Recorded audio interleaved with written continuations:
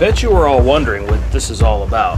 Well, I'm starting to install my ham radio. All of this right here was the ham gear that was in my Grand Cherokee, and now the fun part, finding a place for it in Chewy. We have all the wiring here, including coaxial for the antenna, external speaker, the detachable face, the base of the radio, which is a Yaesu 8800, and the microphone. Now this is the mount that this ham radio antenna mounts to. Let's get started.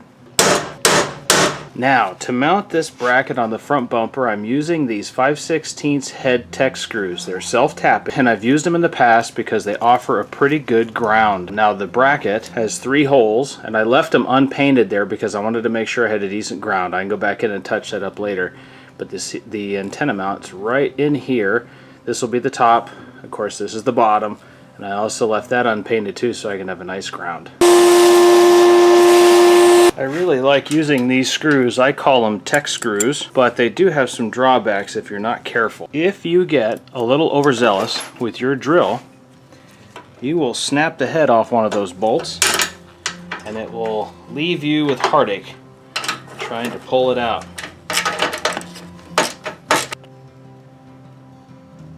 Essentially, that's what the antenna is going to look like, mounted right there. Thin enough where it's not going to obscure my vision too much, but in plain enough view that I'm not going to hit it on anything.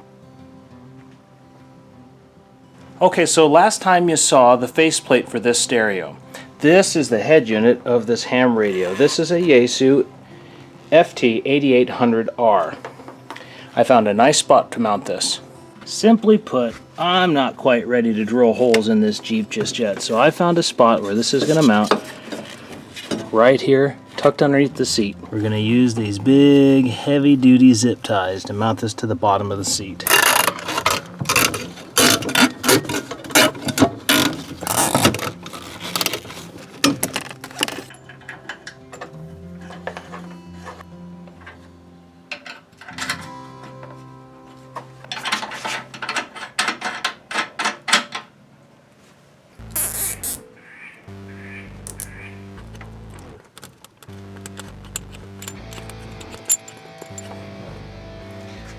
If you're following along with my channel, you probably just saw the recent installation of this Rough Country MLC6 multiple light controller.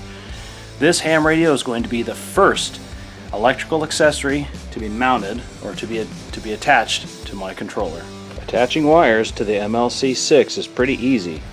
Each one of these terminals here is marked positive or ground for its corresponding relay and fuse on the other side over here.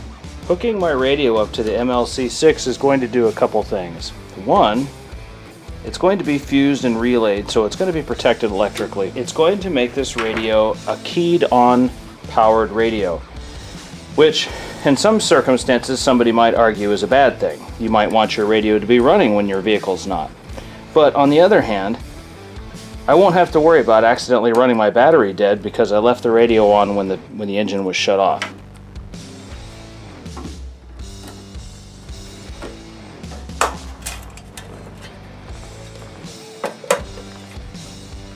We are pretty close to finishing this installation of my ham radio, but I do want to remind everybody that ham radios are not just simply radios that anybody could order and run. They do require a license. There are responsibilities and there are rules and regulations, so as my disclaimer, you got to remember that.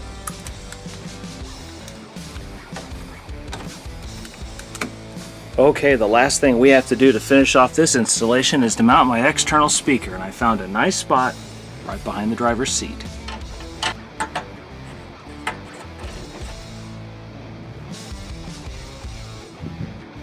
Okay, our installation is done, but since this radio is wired up to the Rough Country MLC6, the key has to be turned on in order for the MLC6 to be energized. There we go, it's all up and running. Just a reminder that amateur ham radios do require a license. There are resources online that you can go to for studying instructions and testing facilities. I'll share links down below. Thank you for watching today. If you're finding me for the first time, please consider a like, comment, share, maybe even a subscription. Thank you very much for watching. Hope you found this inspirational. I'll see you again next time.